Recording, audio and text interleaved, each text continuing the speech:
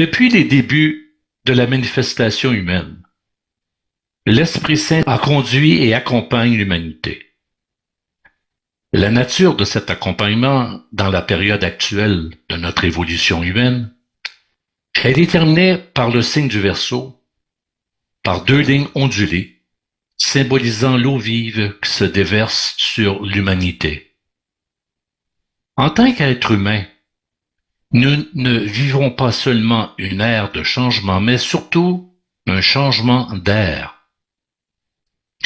Nous nous trouvons au début d'une période qui durera environ 2160 ans, connue sous le nom d'ère du Verseau, qui fut précédée de l'ère des Poissons. De nouvelles forces cosmiques poussent l'humanité vers une nouvelle conscience et un renouvellement. Il s'agit d'une évolution en conformité avec le plan divin. Cette évolution, ce passage d'un état matériel à un état éthérique, a pour but de libérer l'homme de l'attraction empoisonnante de la matière dense limitative. L'humanité entière est maintenant sous l'influence d'un nouveau champ de rayonnement électromagnétique qui crée des conditions atmosphériques totalement nouvelles, comme nous pouvons l'observer clairement partout autour de nous. Symboliquement, le porteur d'eau vide son vase d'eau vive sur la terre entière, et un nouveau type d'être humain devra s'adapter au nouveau champ de rayonnement électromagnétique avec toutes ses conséquences, apportant des changements radicaux et irréversibles. Il est manifeste qu'une force de rayonnement électromagnétique d'une vibration très élevée et en croissance, provenant du champ de vie originel, provient d'une révolution cosmique. Cette révolution cosmique affecte notre atmosphère terrestre. Si l'atmosphère change, cela influencera profondément le comportement naturel, moral et spirituel de l'humanité. Si l'humanité ne s'adapte pas à ces changements au niveau du corps, de l'âme et de l'esprit, il est évident qu'elle sera confrontée à de grandes difficultés. On ne peut s'opposer à ce changement, mais l'accepter comme on accepte que demain est un autre jour. Cependant, l'ère du Verseau recèle de grandes et glorieuses possibilités pour tous ceux qui réagissent positivement à cette force électromagnétique. Notre époque offre la possibilité pour l'individu, dont la conscience est éveillée, de retourner à son état d'origine adamique, d'avant sa descente dans la matière dense et mortelle. Un monde de dualité, d'action et réaction, de cause à effet, avec toute la souffrance qu'elle entraîne.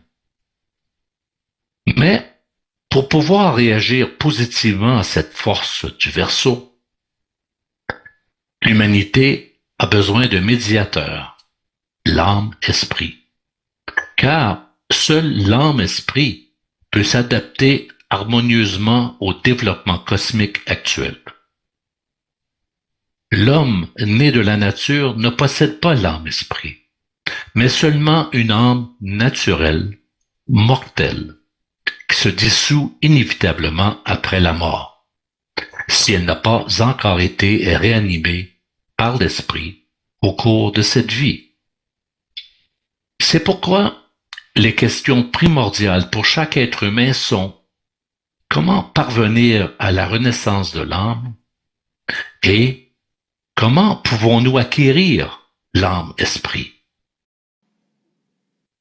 L'être humain véritable, absolu et immortel, c'est le microcosme avec, en son centre, l'atome étincelle d'esprit, la monade, le véritable enfant de Dieu. Mais le microcosme est retenu prisonnier par notre personnalité mortelle. Le microcosme a la même structure interne que le macrocosme. Conformément au principe hermétique, ce qui est en haut est comme ce qui est en bas. Le microcosme est donc un macrocosme en miniature. Cet axiome est formulé dans le livre La table d'émeraude et est à la base de l'alchimie. Le macrocosme est constitué de planètes, de soleils et de systèmes zodiacaux qui forment une unité. Ils sont interdépendants et maintenus en mouvement par un soleil central.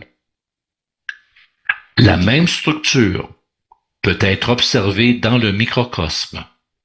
Ici aussi, les planètes, les soleils et les différents systèmes ont pour tâche de remplir l'unité du microcosme. Toute perturbation de cet ordre serait destructive pour la grande unité. Les 12 constellations de notre zodiaque sont les récepteurs de multiples courants d'énergie électromagnétique venant du macrocosme. Ces courants, combinés à l'énergie de chaque constellation, atteignent notre système solaire et, au cours de leur voyage, atteignent également la Terre. Le zodiaque constitue ainsi, pour nous, une fenêtre sur l'univers, une fenêtre que l'homme peut ouvrir de deux manières, soit vers le monde tridimensionnel où nous vivons actuellement, soit vers la région cosmique où nous devons retourner. Le microcosme est donc un univers à échelle réduite, où l'esprit est le soleil central, soit le divin dans l'homme, le soleil invisible de notre système. La création émanant de ce soleil central microcosmique était en harmonie avec le plan divin de création et on l'appelait homme céleste ou adamique. L'être humain que nous connaissons aujourd'hui n'est pas l'ombre de cet homme originel. Le microcosme est emprisonné dans le champ de vie dialectique, notre champ de vie actuel où tout n'est que changement et brisement continuel. Il ne lui reste qu'une petite partie de son ancienne liberté, la liberté de descendre encore plus bas ou la liberté de remonter vers sa vraie demeure, le royaume originel. C'est en toute liberté et conscience que ce choix doit être fait. Chers amis, nous savons que nous sommes à l'aube d'un jour nouveau, d'une ère nouvelle, et ce nouveau jour nous imposera à tous de nouvelles exigences qui nécessitera un nouveau comportement. Nous sommes appelés à réagir positivement à cette exigence. Car si notre réaction est négative, le nouveau développement nous prendra par surprise. Dans la philosophie de l'école de la Rose-Croix d'Or, nous désignons les différents fluides vitaux par le terme de vêtement de lumière. Ce vêtement est formé de 5 fluides. Le sang, le fluide nerveux, le système endocrinien ou hormonal, le feu du serpent ou feu électrospinal et la triple flamme de la conscience. Même à l'état naturel, chacun de ces fluides émet sa propre lumière éthérique très puissante. C'est pourquoi nous parlons d'un vêtement de lumière. Dans plusieurs traditions spirituelles, le concept de corps désigne non seulement le corps physique, mais aussi les corps plus subtils qui, ensemble, forment la personnalité et l'aura de l'être humain, à savoir le corps éthérique, le corps astral et le corps mental. Le vêtement de lumière est le représentant du double éthérique dans le corps. Nous utilisons l'expression double éthérique pour préciser que le moi naturel ne vit qu'au moyen de ce double, de ce corps vital. Les atomes qui composent le moi matériel n'existent pas indépendamment, mais dépendent des atomes éthériques, prismatiques. Ce corps est le véhicule où l'énergie vitale se manifeste. C'est la matrice du corps matériel qui est constituée selon les lignes de force tracées dans les différents corps subtils. Le corps éthérique régénéré est le vêtement de lumière de l'âme-esprit. C'est l'homme nouveau qui vient.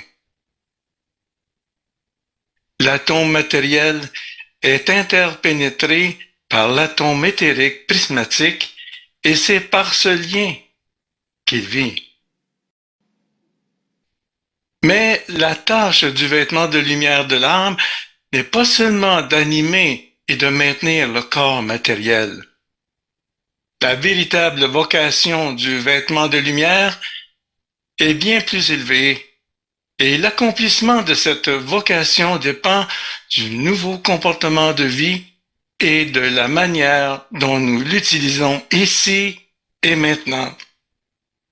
Bien sûr, il est important de maintenir notre corps matériel dans un état de propreté et de pureté, mais il est bien plus important de prendre soin de la pureté de notre vêtement de lumière. Alors, comment prendre soin de notre vêtement de lumière?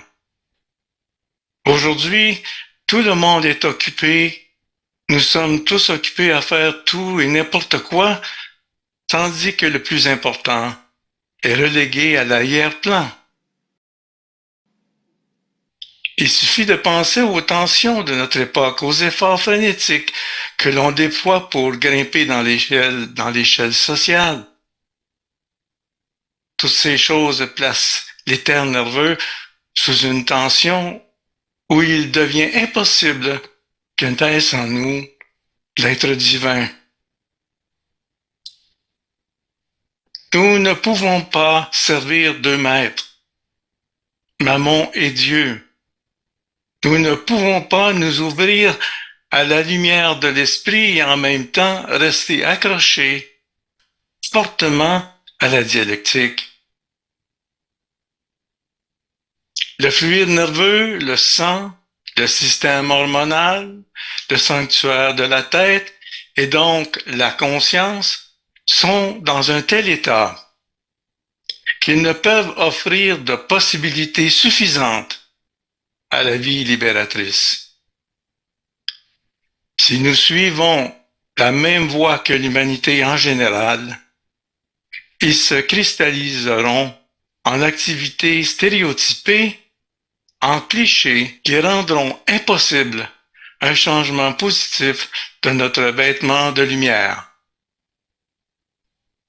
Alors le feu du serpent, le feu spinal, qui entre autres contrôle le système nerveux, ne pourra pas nous mener à la libération. L'ensemble de notre quintuple vêtement de lumière forme un système indissociable. La qualité et la nature de ces fluides vitaux déterminent notre niveau d'être. Elle détermine notre orientation générale par rapport à la vie et aussi notre état de santé. La santé et la maladie sont toujours directement liés à l'état de notre vêtement de lumière. Ainsi, la qualité et la nature de ces fluides vitaux déterminent si l'on restera dans l'état animal ordinaire, lié à la terre, ou non. Dans les temps à venir, La résurrection de l'âme originelle sera impérative pour chaque être humain. Cependant, la transcendance n'est en aucun cas un processus automatique de développement comparable, par exemple, au passage de l'enfant à l'âge adulte. Non. Nous sommes tous confrontés ici à un choix. Si nous voulons nous connecter aux nouvelles possibilités de notre époque, nous devrons changer complètement et ouvrir grand la porte de notre cœur. Ce n'est qu'avec un cœur vivifié par le feu de l'esprit qu'un nouveau pouvoir du pensée sera actif. Dans ce nouvel état d'être, le vêtement de lumière continue d'accomplir sa tâche à l'intérieur du corps matériel. Mais en plus, le vêtement de lumière est maintenant détaché, libéré et est aspiré par le cercle de feu de la pinéale, tandis que la personne reste dans un état entièrement conscient. C'est l'état d'être décrit dans la langue sacrée comme être dans le monde, mais plus de ce monde. Pour terminer, voici un texte du livre La naissance de Dieu ou la doctrine de Jacob Böhm par Pierre de Guet. Toute vie tend vers son centre pour s'accomplir selon sa pleine mesure. Ce centre est notre cœur. Pour y parvenir, il faut qu'elle entre en elle-même et qu'elle s'immobilise. Alors, s'abandonnant à ce centre, elle se trouvera, mais à un autre niveau. Ce cœur n'est pas celui dont procède la vie dans notre corps mortel. Il se cache en profondeur sous ce dernier. Il est le vrai cœur de l'homme, son lieu naturel selon son choix, mais dans une intimité qui lui échappe, s'il n'y est pas introduit. Il est aussi le cœur de Dieu. L'homme qui s'ouvre à ce lieu privilégié devient la totalité du cœur de Dieu, qui, loin d'être un point géométrique, est la plénitude de la sphère divine. C'est dans cette sphère que Dieu et l'homme se rencontrent, chacun selon son désir d'amour. C'est en s'unissant à elle, dans cet espace béni, qui est le sanctuaire de l'âme-esprit, que l'homme vient à Dieu. Mais pour y accéder, il doit mourir à lui-même. Concluons avec un texte de Catharos de Pété de Jan van Reichenborg. Celui qui entend en vérité la voix du verseau, celui qui perçoit véritablement ce chemin, le suivra dans la joie et la reconnaissance.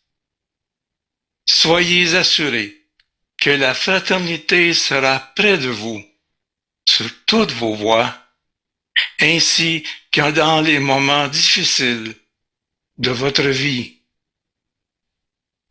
Puisse la moisson être abondante et magnifique,